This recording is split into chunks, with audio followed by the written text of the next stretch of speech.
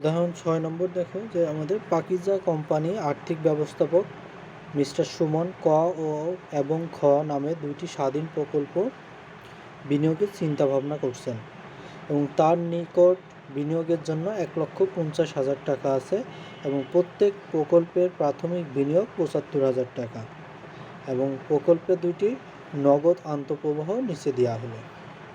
প্রথম বছরে ৫ বছর মেয়াদ যেহেতু দেওয়া আছে ৫ বছর। ক প্রকল্পের আমাদের ৩৫,৫০০ প্রথম বছর, দ্বিতীয় বছর ১৫,০০০, ২০,০০০, ১৫,০০০ এবং ২২,০০০ এবং খ প্রকল্পের ২৫,০০০ টাকা করে প্রতি বছর আমাদের ২৫,০০০ টাকা এটা চেঞ্জ দেয়। তাহলে এক বছর হলো আমাদের প্রতি বছর সেম, আর এক বছর একটু ভিন্ন ভিন্ন আছে। আর বাট্টার হার আমাদের ১৪%। ক প্রকল্পের আন্ত আয় হার ১৫.১% এবং মিস্টার সুমন প্রকল্প মূল্যায়নের বাট্টাকৃত নগদ প্রবাহ পদ্ধতি ব্যবহার করে আয়ের হার সম্পর্কে নিশ্চিত হতে চান। তাহলে প্রকল্প মূল্যায়ন পদ্ধতি বাট্টাকৃত হার আমাদের পদ্ধতি, আমাদের যে পদ্ধতিগুলো আছে একটা সনাতন পদ্ধতি আর একটা বাট্টাকৃত পদ্ধতি। সনাতন পদ্ধতির মধ্যে কোনগুলো আছে? পেব্যাক সময় আর হলো গড় আয়ের হার। আর বাট্টাকৃত পদ্ধতির মধ্যে আমাদের এনপিভি এবং আইআইআর এগুলো আছে। তাহলে প্রথমে আমাদের ক নম্বরে বলছে মূলধন নিয়ন্ত্রণ কী, তারপরে খ নম্বরে গড় মুনাফার হার পদ্ধতি কিভাবে মূল্যায়ন করা হয় ব্যাখ্যা করা। প্রকল্প খ এর বিনিয়োগ কত বছর ফেরত পাওয়া যাবে, তাহলে কত বছরে ফেরত পাওয়া যাবে। আরেকটা হলো মিস্টার সুমনের বিনিয়োগ সিদ্ধান্ত গাণিতিক যুক্তিসহ ব্যাখ্যা সুপারিশ করা। তাহলে দেখো এখানে বলছে মিস্টার খ প্রকল্পের কত সময় ফেরত করতে, তাহলে এটা আমরা কোন সূত্রে করব বলো তো? বা আমরা এটা কি বের করতে বলছে, কত বছর সময়ে ফেরত আছে, আমরা এর অনুযায়ী কোনটা করি? আমরা পেব্যাক সময় করি। পেব্যাক সময় মানে এটা আমাদের মূলধনটা কত সময়ের মধ্যে ফেরত আসে। তাহলে এখানে দেখো অঙ্কটা সরাসরি আমাদের বলে না যে পেব্যাক সময় অথবা পিভিপি করো অথবা যে অন্য নামে সেটা ইউজ করে নাই, শুধু বলছে কি যে কত বছরে ফেরত আসবে। তাহলে কত বছরে ফেরত আসবে এটা আমাদের জানতে হলে বা এটা করতে হলে আমাদের অবশ্যই এটা পেব্যাক সময়টা নির্ণয় করতে হবে। এক নম্বর। আর ঘ নম্বর মিস্টার সুমন বিনিয়োগ সিদ্ধান্ত গাণিতিক যুক্তিসহ সুপারিশ করো। এখন এইখানে আমাদের যেটা আছে যেই মূলধন বাজেটিংয়ের ও বিনিয়োগ সিদ্ধান্তের মধ্যে যদি বলে এরকম বলে যে বিনিয়োগ সিদ্ধান্ত গাণিতিক যুক্তিসহ সুপারিশ করো, তাহলে সেই ক্ষেত্রে আমরা কি বের করব? এনপিভিটা বের করব। সেই ক্ষেত্রে আমাদের এনপিভি যেটা আছে এনপিভিটা বের করব এবং এনপিভি অনুযায়ী আমরা সিদ্ধান্তটা নিব। যখন আমাদের আইআইআর বের করতে বলবে বা আন্ত আয়ের হার বের করতে বলবে তখন আমরা আন্ত আয়ের হার বের করব।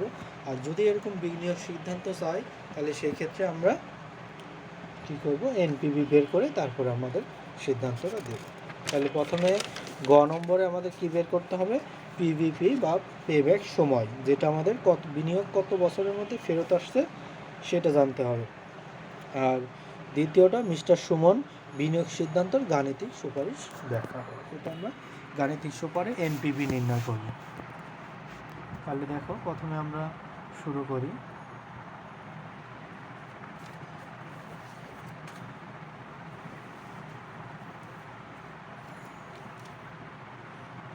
তাহলে প্রথমে আমাদের উদাহরণ 6 এর গ নম্বর। প্রথমে আমাদের কি বলছে কত সময়ের মধ্যে আমরা ইয়াটা ফেরত পাবো সেটা নির্ণয় করতে বলছে। শুধুমাত্র খ প্রকল্পের বের করতে বলছে, এর জন্য খ প্রকল্পের আমরা বের করব। তাহলে প্রকল্প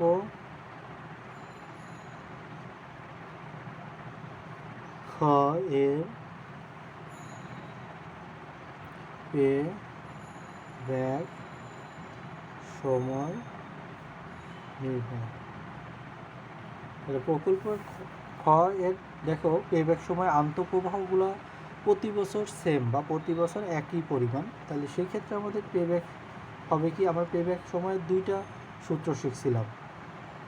একটা হলো যদি প্রতি বছর সেম হয় তাহলে একরকম সূত্র, আর প্রতি বছর যদি সমান না হয়, যদি ভিন্ন ভিন্ন প্রতি বছর আন্তঃপ্রবাহ হয়, তাহলে সেক্ষেত্রে A plus NCO minus C divided by D যে সূত্র শিখছিলাম ওই সূত্রের মাধ্যমে। তাহলে এটা হবে কি আমাদের প্রাথমিক বিনিয়োগ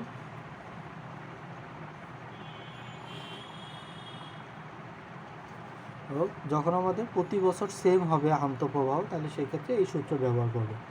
বার্ষিক নগদ আন্তঃপ্রবাহ, তাহলে এই সূত্র কখন আমরা ইউজ করব? যখন আমাদের আন্তঃপ্রবাহ পরিমাণ প্রতি বছর সেম হবে বা একই পরিমাণ হবে। তাহলে প্রাথমিক বিনিয়োগ কত আছে? ৭৫,০০০ টাকা আছে, আর বার্ষিক নগদ প্রবাহ আমাদের ২৫,০০০ টাকা প্রতি বছর। তাহলে এখানে ৩৭৫ 3 বছর, তাহলে 3 বছরে এই টাকাটা আমাদের পরিশোধ চলে আসবে। তাহলে 3 বছরে খ প্রকল্পের অর্থ ফেরত আসবে। এবার ঘ নম্বর আমাদের বলছে কি? ঘ নম্বর বলছে বিনিয়োগ সিদ্ধান্ত নির্ণয় করো। সেই ক্ষেত্রে আমাদের মূল্য নির্ধারণ করতে হবে। তো প্রথমে আমরা কি করব? ক প্রকল্পের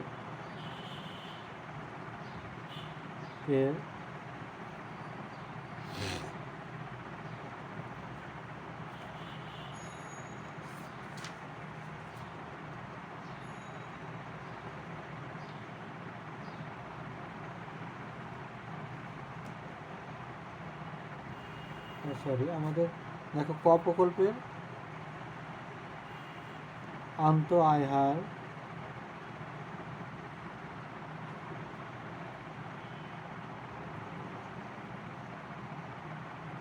আয় হার আমাদের দেওয়া আছে।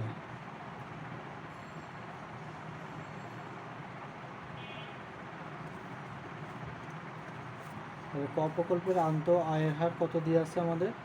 14। ক প্রকল্পের আয়ের হার আমাদের দেওয়া আছে কত? 15.1%।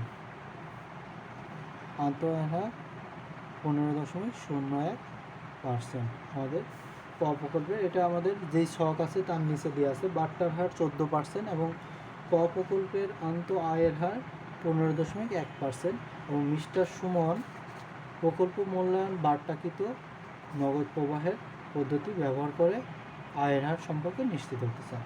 তাহলে দেখো এইখানে আমাদের যেহেতু ক প্রকল্পের আয়ের হার দেওয়া আছে, তাহলে আমরা খ প্রকল্পেরও আয়ের হার বের করব। তাহলে খ প্রকল্পের আয়ের হার বের করতে হলে প্রথমে আমাদের এনপিভি করতে হবে, তারপরে আইআইআর বের করবো। আয়ের হার মানে কি? আইআইআর বা ইন্টারনাল রেট অফ রিটার্ন। তাহলে ক প্রকল্পের যেহেতু দেওয়া আছে আমাদের আয়ের হার, তাহলে এবার আমরা খ প্রকল্পের আয়ের হারটা নির্ণয় করব। তাহলে খ প্রকল্পের নেট বর্তমান মূল্য আইআইআর নির্ণয় করতে হলে আইআইআর নির্ণয় ইন্টারনাল রেট অফ রিটার্ন অথবা আয়ের হার নির্ণয় করতে হলে আমাকে প্রথমে নির্ণয় করতে হবে যে এনপিভি, একটা এনপিভির পজিটিভ বা আমাদের যেটা আছে বা ধনাত্মক মান লাগবে, আর আরেকটা লাগবে কি? ঋণাত্মক মান লাগবে। তাহলে প্রথমে আগে আমরা যেই বাট্টার হারটা দিয়ে আছে আমাদের 14%, এখানে আমরা দেখি যে আমাদের বাট্টার হারে কি ধনাত্মক আসে বা এনপিভি ধনাত্মক আসে নাকি ঋণাত্মক আসে। তাহলে এনপিভি সমান সমান কি? বা নিট বর্তমান মূল্য এনপিভি সমান সমান 1 minus 1/1 1 plus point I divide by N, এটা হবে, এবং মাইনাস সিএফ 0, এটা হলো আমাদের সূত্র। তাহলে এখানে আমাদের কি আছে? এখানে সিএফ 0 সমান সমান কত? আমাদের প্রাথমিক বিনিয়োগ কত টাকা? ৭৫,০০০ টাকা। দেখা যাচ্ছে? তোমরা কি বুঝতে পারতেছ? দেখো এখানে আমাদের CF0 কত, বা আমাদের CF0 আছে ৭৫,০০০ টাকা। আর এখানে একটা এ দিইনি, এ এর মান, তাহলে আর এ সমান সমান কত আমাদের, যেহেতু খ প্রকল্পের প্রতি বছর সেম, তাই আমাদের অ্যানুইটি বা এর মান হলো 25,০০০ টাকা। এরপরে আমাদের কি আছে, এন সমান সমান কত, 5 বছর, এবং আই সমান সমান সুদের হার কত পার্সেন্ট আছে আমাদের, 14% বা 0.14। এটা হলো আমাদের সুদের হার দেওয়া আছে। তাহলে এবার আমরা মানগুলো বসি, এ সমান সমান কত আমাদের 25,০০০ টাকা। তাহলে 1 মাইনাস 1/1 প্লাস 0.14, আর এন এর মান হবে 5, আর এর মান হবে 0.14, মাইনাস হবে আমাদের ৭৫,০০০ টাকা। তাহলে এই ক্ষেত্রে আমাদের করলে কত হবে, 1.14 টু দি পাওয়ার 5, 1 ভাগ অ্যান্সার, 1 মাইনাস অ্যান্সার ভাগ 0.14 ইন্টু 25,০০০ করলে আমাদের 85,০০০ কত আসে, 85,827 টাকা। তাহলে 827 মাইনাস ৭৫,০০০ টাকা, তো মাইনাস 75, ৭৫,০০০ টাকা বাদ দিলে আমাদের কত টাকা থাকে, 10,827 টাকা। এটা যেহেতু আমাদের ধনাত্মক মান আসছে বা আমাদের নেগেটিভ মান আসেনি, তাহলে আরেকটা মান নিতে হবে, সেটা আমাদের কী হবে যেন ঋণাত্মক মান আসে। তাহলে সেক্ষেত্রে আমরা ধরে নেব আমাদের বাট্টার হার, সেক্ষেত্রে আমাদের বাট্টার হারটা ধরে নেব। তাহলে 14% বাট্টার হারে খ প্রকল্পের নির্বর্তমান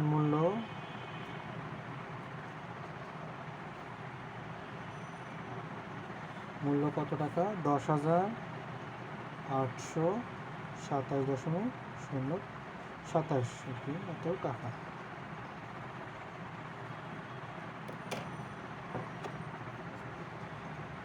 তাহলে সুতরাং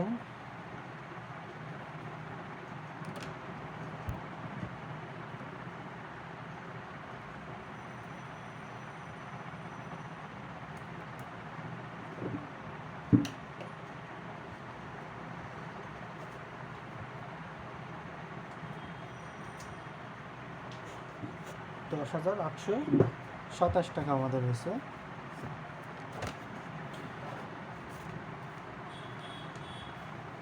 তাহলে সুতরাং যেহেতু আমাদের ইয়া হয়েছে, তাহলে বাট্টার হার এখন বেশি করে ধরতে হবে, বাট্টার হার, সুতরাং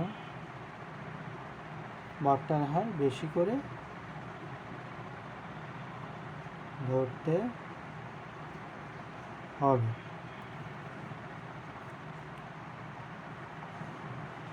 তাহলে আমাদের এখানে বাট্টার হার ধরা যাক, ধরি বাট্টার হার 20%।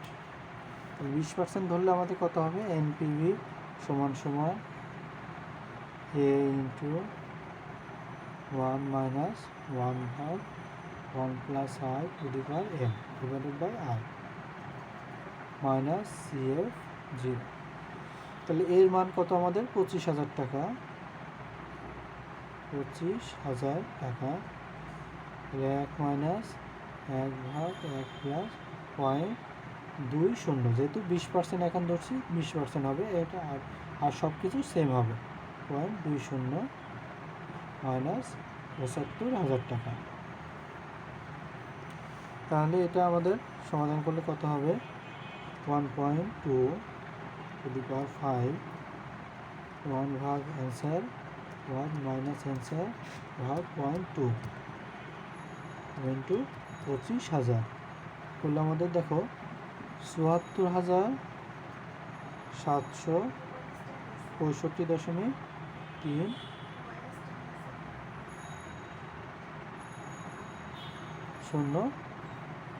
টাকা মাইনাস ৭৫,০০০ টাকা। তাহলে মাইনাস ৭৫,০০০ বাদ দিলে আমাদের আসে কত? ২৩৪ বা ৩৫ টাকা ধরে, ২৩৫ টাকা। তাহলে একটা আমাদের ধনাত্মক মান আসলো, একটা ঋণাত্মক মান আসলো। এবার আমরা আয় নির্ণয় করতে পারবো। তাহলে আমরা এবার খ প্রকল্পে আন্ত আয় হার নির্ণয়। তাহলে খ প্রকল্পের আমরা জানি আন্ত আয় হার সমান সমান আয় আর আই আর আর সমান সমান কি? আমাদের সূত্র কি বলে যে lower rate plus NPV of lower rate, তারপরে NPV of lower rate minus NPV of higher rate. এরপর higher rate minus lower rate. তাহলে লোয়ার রেট কত আমাদের? 14%। 14 plus NPV of lower rate কত? 10,827। এখানে হবে 10,827 মাইনাস 235, আর এখানে হবে 20 মাইনাস 14। তাহলে দেখো কত হবে আমাদের? 10,827 যোগ 235, তাহলে 14 যোগ 10,827 ভাগ 11,062 ইন্টু 20 থেকে 14 বাদ দিলে 6 টাকা। তাহলে 10,827 ভাগ 11,062 ইন্টু 6 দিলে আমাদের 14 প্লাস 5.87। তাহলে 14 আর 5 মিলে 19.87 %। তাহলে আমাদের আন্ত আয়ের হার আমাদের কত বের হলো? যেটার 7 নম্বরের 6 নম্বর উদাহরণের ক নম্বর প্রকল্পের আমাদের আন্ত আয়ের হার দেওয়া ছিল প্রশ্নে, এটা যে 15.01%। আর খ প্রকল্পের আমাদের কত বের হলো? 19.87%। তাহলে প্রথমে একটু খেয়াল করো, আমাদের এখানে প্রথমে লেখা ছিল যে এটা দুটি স্বাধীন প্রকল্প। স্বাধীন প্রকল্প হলে এই যে আমাদের যেই ব্যয় আছে, বাট্টার হার যে 14% দেয়া আছে বইতে, এই 14%-এর বেশি হলেই আমাদের কি দুইটা প্রকল্পই নেওয়া উচিত হবে বা লাভজনক দুইটাই হবে। আর যদি এটা পরস্পর বর্ধনশীল প্রকল্প হতো তাহলে সেক্ষেত্রে যেটা আমাদের বেশি হতো সেটা গ্রহণযোগ্য হতো। তাহলে যেহেতু এটা আমাদের ক প্রকল্পের 14% হারের বেশি আছে 15.03, এবং খ প্রকল্পে 19.87 আছে, তাহলে এই ক্ষেত্রে আমাদের দুইটা ক্ষেত্রেই দুই প্রকল্পই আমাদের লাভজনক হবে। তাহলে আমরা সিদ্ধান্ত কি লিখব? সিদ্ধান্ত লিখব হলো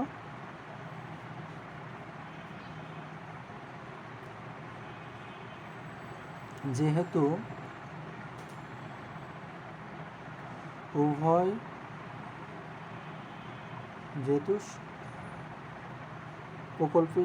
প্রকল্পটি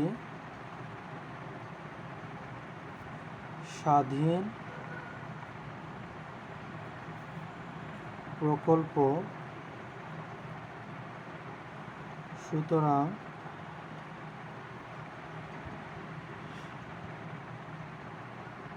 প্রকল্প ক ও খ প্রকল্পে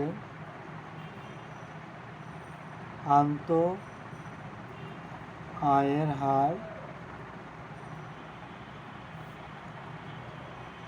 মূলধন ব্যয় অপেক্ষা বেশি হওয়ায় উভয় প্রকল্প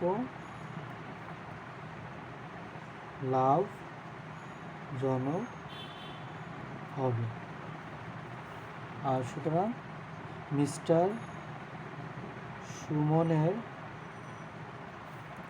হাতে পর্যাপ্ত পরিমাণ মূলধন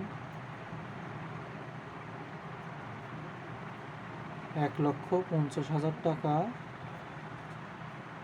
থাকায় উভয় প্রকল্পে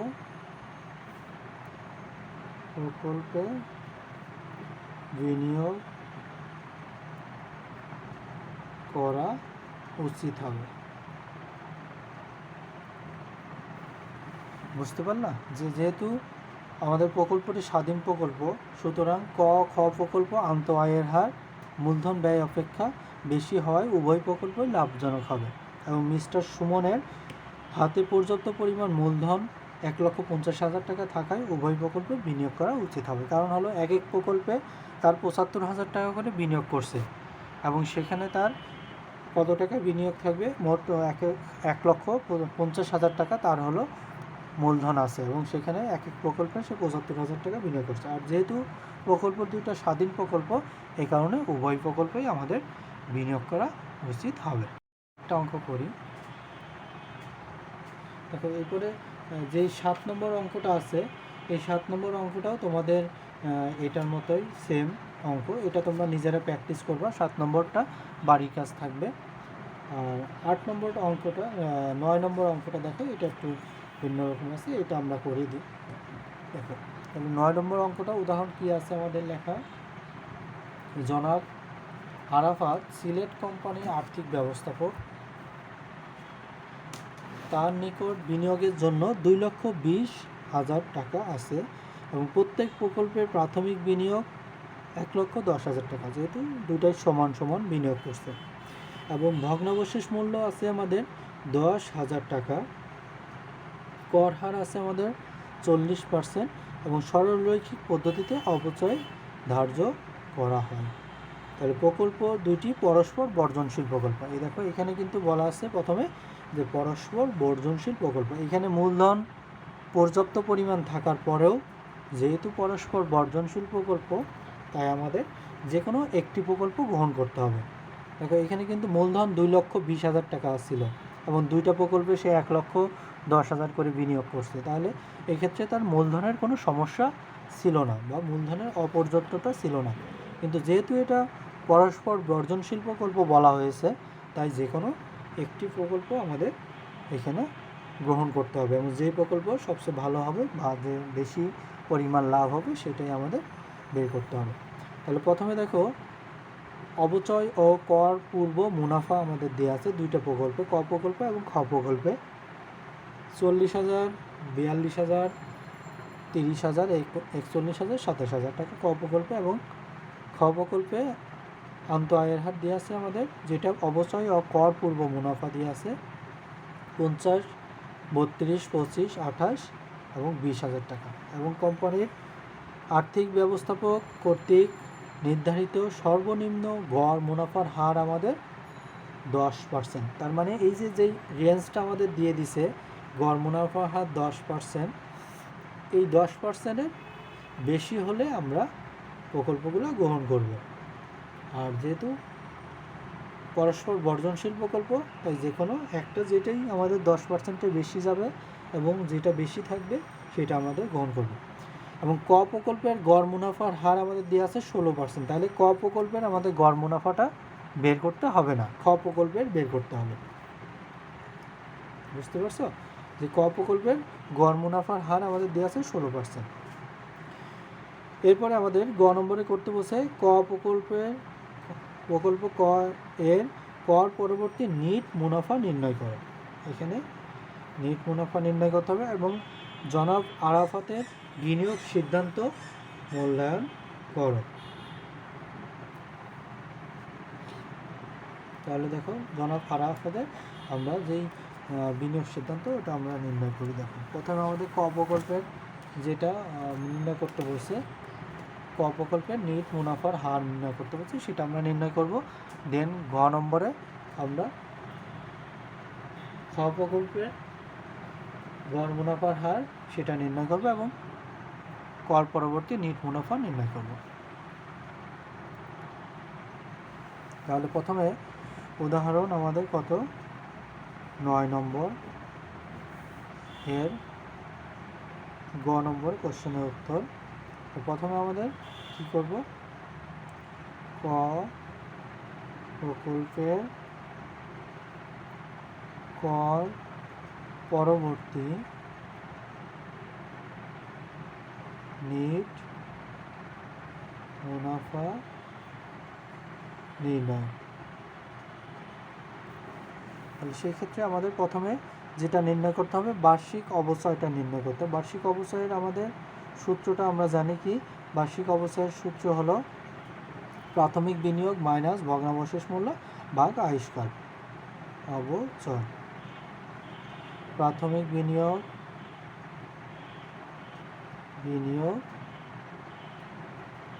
মাইনাস ভগ্নাবশেষ যে মূল্যটা দিয়ে আছে আমাদের সেটা বাদ হবে। ভগ্নাবশেষ মূল্য ভাগ হবে আয়ুষ্কাল।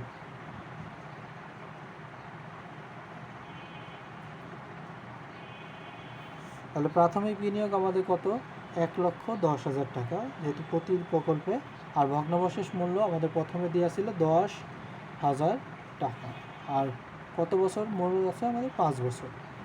তাহলে এখান থেকে বাদ দিলে কত, 1 লক্ষ থাকে, 1 লক্ষকে 5 দ্বারা ভাগ দিলে 20,000 টাকা হয়। এবার আমরা কর পরবর্তী নিট মুনাফা নির্ণয় করব। তাহলে সেই ক্ষেত্রে আমাদের প্রথমে যেটা থাকবে, প্রথমে থাকবে বিবরণ, দেন আমাদের কয় বছর আছে, 5 বছর, 5 বছর পর্যন্ত আমরা নির্ণয় করব। 1 2 3 4 5, 5 বছর পর্যন্ত আমরা নির্ণয় করব। তাহলে প্রথমে বিবরণ কত টাকা, আমাদের প্রথমে হবে অবচয় ও কর পূর্ববর্তী মুনাফা যেটা দিয়ে আছে আমাদের, এখানে হবে মুনাফার পরিমাণ হলো টাকা। এটা হলো প্রথম বছর, এটা দ্বিতীয়, তৃতীয়, চতুর্থ, পঞ্চম। তাহলে কত টাকা দিয়েছিল আমাদের, 40,000, 42, 30,000, 41,000 এবং সর্বশেষ 27,000। এখান থেকে আমাদের বাদ হবে কি, প্রথমে অবচয়টা বাদ হবে। অবচয় আমাদের কত বের করলাম, 20,000 টাকা। তাহলে 20,000 টাকা প্রতিটা থেকে বাদ হবে, 20,000, 20,000, 20,000, 20,000 এবং 20,000 টাকা। তাহলে এটা বের করা হলো আমাদের 20,000 টাকা, তারপরে এখানে হলো 22,000, তারপরে এখানে হলো 10,000, দেন 41,000, এখানে 21,000, এখানে 7,000 টাকা। এরপরে আমাদের কি বের করতে হবে, কর পরবর্তী মুনাফা। এটা হলো আমাদের কি, কর পূর্ববর্তী মুনাফা। এরপরে আমাদের বাদ হবে কি, কর হার আমাদের কত পার্সেন্ট দিয়ে আছে অঙ্কের মধ্যে, কর হার আমাদের দিয়ে আছে 40%, বা 40% বাদ হবে এখান থেকে। তাহলে 20,000-এর উপর আমরা 40% করলে কত হয়, দেখো 20,000 ভাগ 40% করলে গুণ হবে, তো ভাগ দিলাম কেন, গুণ হবে 40%। তাহলে আমাদের হলো 8,000 টাকা। তাহলে 8,000 টাকা। তারপরে 22,000-এর উপরে 22,000 গুণ 40%, 8,800 টাকা। এরপরে 10,000, 4,000 টাকা। দেন কত আছে, 21,000 আমাদের। 21,000 টাকার উপরে 8,400 টাকা, এবং সর্বশেষ 7,000 টাকা আছে আমাদের। 7,000 টাকার উপরে পড়বে 2,800 টাকা। তাহলে এখান থেকে আমাদের এইগুলো বাদ দিলে আমাদের কি বের হবে? কর পরবর্তী নিট মুনাফা। এটা হবে কর পরবর্তী নিট মুনাফার পরিমাণ আমাদের কত টাকা হবে? 20,000 থেকে 8,000 বাদ দিলে আমাদের 12,000 টাকা। 22,000 থেকে 8,800 টাকা বাদ দিলে 22,000 মাইনাস 8,800 13,200 থাকে। 10,000 থেকে 4,000 বাদ দিলে 6,000 এবং 21,000 থেকে 21,000 মাইনাস 8,400 দিলে 12,600। 12,600। দেন এখান থেকে 7,000 থেকে 2,400 বাদ দিলে 4,200 টাকা আমাদের হলো। এটা হলো কর পরবর্তী নিট মুনাফা বের। তাহলে আমাদের কর পরবর্তী নিট মুনাফা বের করতে হলে প্রথমে কি করতে হবে? আমাদের যেটা বের করতে হবে যে অবচয়ের সূত্রটা নির্ণয় করতে হবে। অবচয়টা নির্ণয় করার পরে ভগ্নাবশেষ প্রাথমিক বিনিয়োগ মাইনাস ভগ্নাবশেষ মূল্য ভাগ আয়ুষ্কাল দ্বারা ভাগ দিলে যে অবচয়টা পেলাম সেখান থেকে অবচয় প্রথমে বাদ দিতে হবে, যেটা আমাদের মুনাফার পরিমাণ দিয়ে আছে। এই মুনাফা থেকে অবচয়টা বাদ দিব। অবচয় বাদ দেওয়ার পরে আমাদের কর পূর্ববর্তী মুনাফা আসবে। তারপরে কর হার যেটা দেওয়া থাকবে 40% বা 50% যেটা দেওয়া থাকবে সেই অনুযায়ী আমরা কর হার নির্ধারণ করে তারপর বাদ দিলেই আমাদের কর পরবর্তী মুনাফাটা চলে আসবে।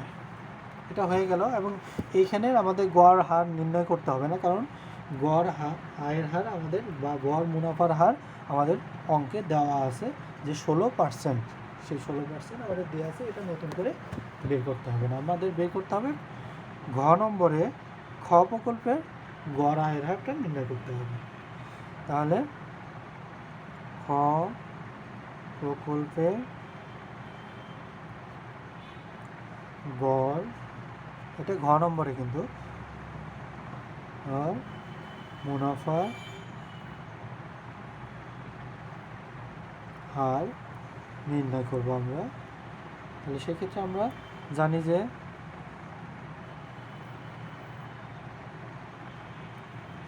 গড় মুনাফার হার সমান সমান কি? আমাদের গড় মুনাফার হার ARR বা এভারেজ রেট অফ রিটার্ন, যেটা বলা হয় এভারেজ রেট অফ রিটার্ন বা গড় মুনাফার হার। এর হবে গড় কর পরবর্তী নিট মুনাফা এবং ভাগ হবে গড় বিনিয়োগ দ্বারা এবং গুণ হবে 100 দ্বারা। 100 দ্বারা গুণ হবে। তাহলে সেই ক্ষেত্রে এখন আমাদের গড় কর পরবর্তী নিট মুনাফার প্রয়োজন এবং কি দরকার? গড় বিনিয়োগ প্রয়োজন। তাহলে এই দুটো আমাদের নির্ণয় করতে হবে আগে, দেন তারপরে আমরা এটা নির্ণয় করব।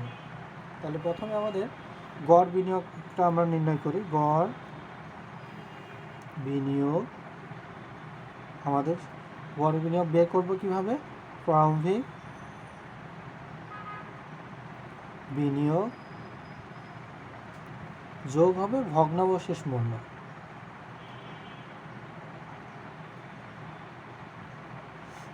ভাগ হবে কত? আমাদের 2 দ্বারা।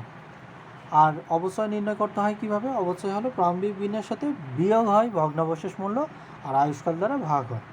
তাহলে প্রাথমিক বিনিয়োগ কত টাকা? 1,10,000 টাকা যোগ ভগ্নাবশেষ মূল্য আরও 10,000 টাকা ভাগ হবে 2 দ্বারা। তাহলে এখানে 1,20,000 ভাগ হলো 2 দ্বারা ভাগ দিলে 60,000 টাকা হয়। এবার আমাদের অবচয়টা নির্ণয় করব। অবচয়ের সূত্র কি হবে? আমাদের প্রারম্ভিক বিনিয়োগ যোগ বিয়োগ হবে এখানে ভগ্নাবশেষ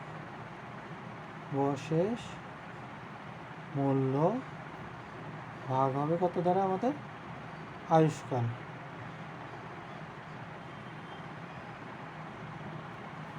তাহলে প্রারম্ভিক বিনিয়োগ 1,10,000 মাইনাস 10,000 ভাগ হবে 5 দ্বারা। তাহলে আমরা গত অঙ্কে বের করছি কত হাজার হবে আমাদের 20,000 টাকা।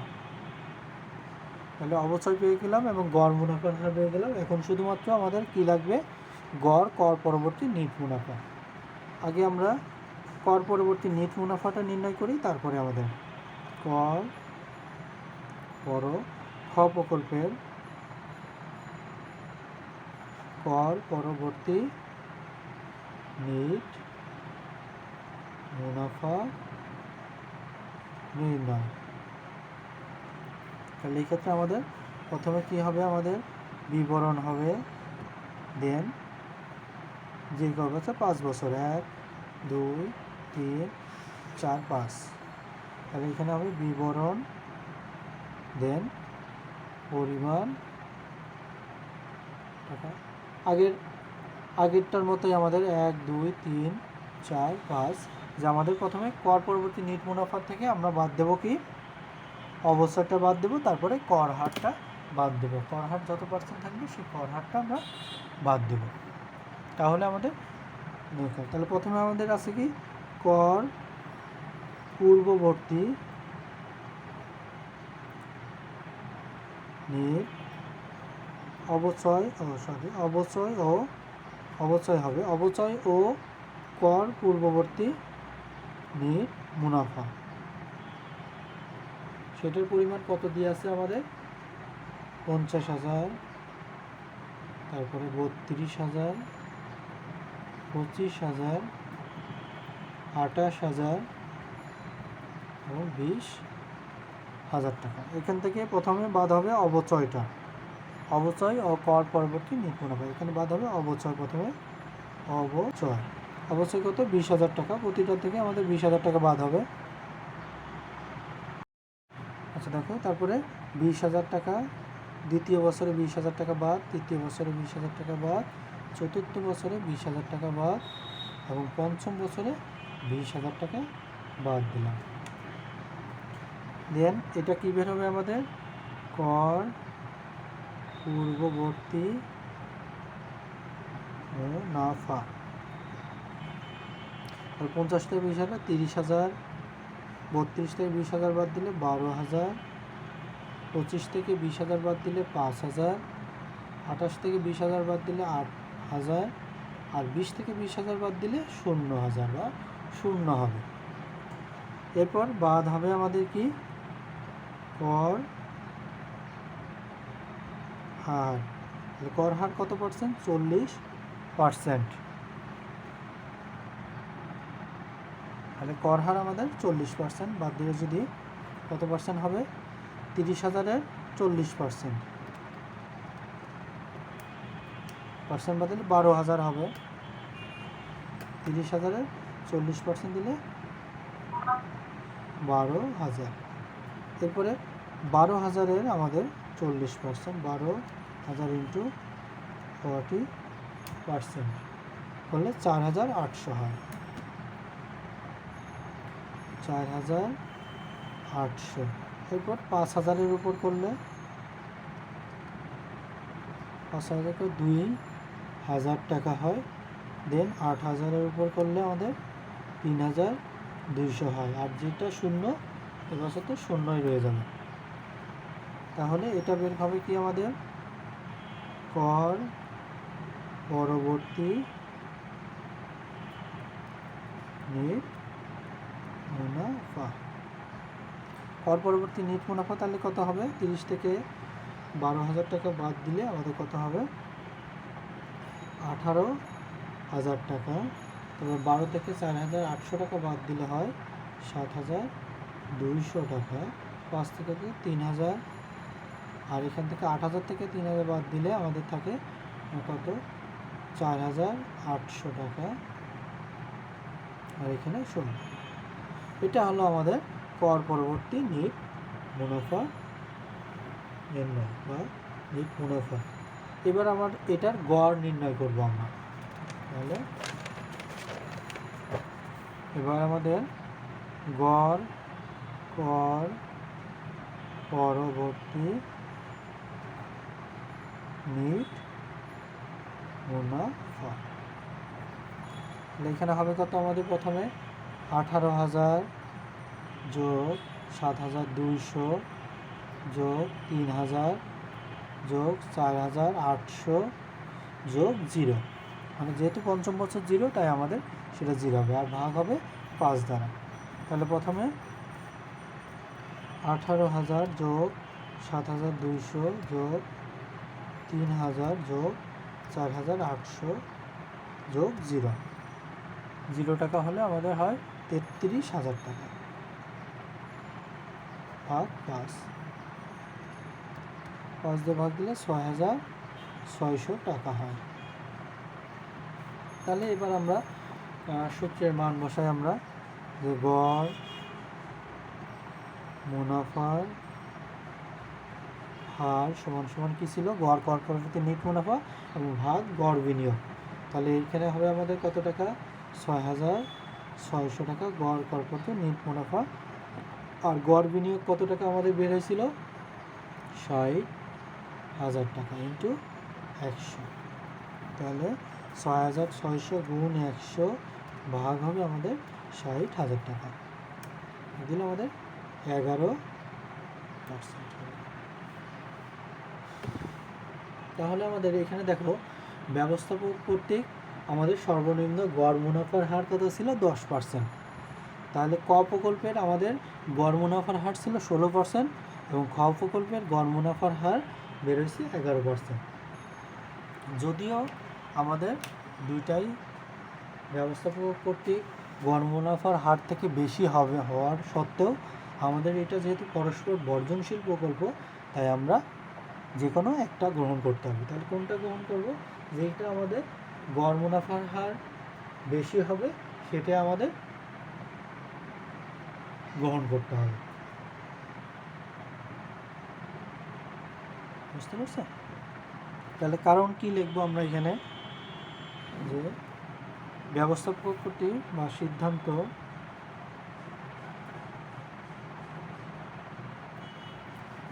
লিখব আমাদের ব্যবস্থাপক কর্তৃক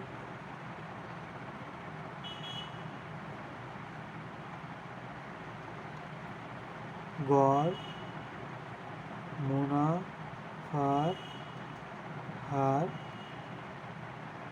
10%। ক ও খ প্রকল্প দুটির গড় মুনাফার হার ব্যবস্থাপক কর্তৃক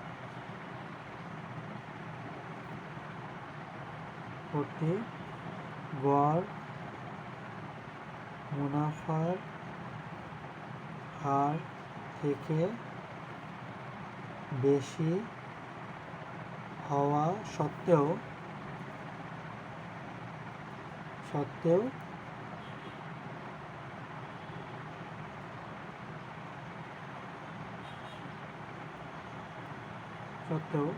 পরস্পর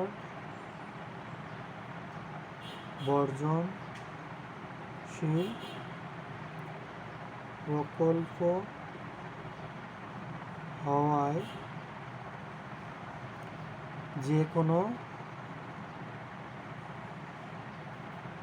একটি প্রকল্প গ্রহণ করতে হবে। সুতরাং ক প্রকল্পের গড় মুনাফার হার খ প্রকল্পের গড় মুনাফার হার থেকে বেশি হওয়ায় ক প্রকল্পটি গ্রহণযোগ্য বা গ্রহণ করা উচিত হবে। বুঝতে পারলা? তাহলে আমাদের যেহেতু আমাদের পরস্পর বর্জনশীল, যদি এটা বলতো স্বাধীন প্রকল্প, তাহলে সেক্ষেত্রে আমাদের দুইটা প্রকল্পই গ্রহণ করতাম আমরা, যে ক প্রকল্প যেহেতু 10%-এর বেশি, ক প্রকল্প গ্রহণ করব এবং খ প্রকল্পও গ্রহণ করতাম। কিন্তু এটা পরস্পর বর্জনশীল প্রকল্প হয়, আমাদের যেই প্রকল্প সব বেশি আমাদের মুনাফা দেবে সেই প্রকল্প আমরা গ্রহণ করব। আমাদের ব্যবস্থাপক কর্তৃক গড় মুনাফার হার যেটা নির্ধারণ করছে তার থেকে বেশি হওয়া সত্ত্বেও আমরা যেই প্রকল্পটা বেশি মুনাফা দেবে সেই প্রকল্পটা গ্রহণ করব। ওকে, আমরা সবাই বুঝতে পারছি? জি স্যার।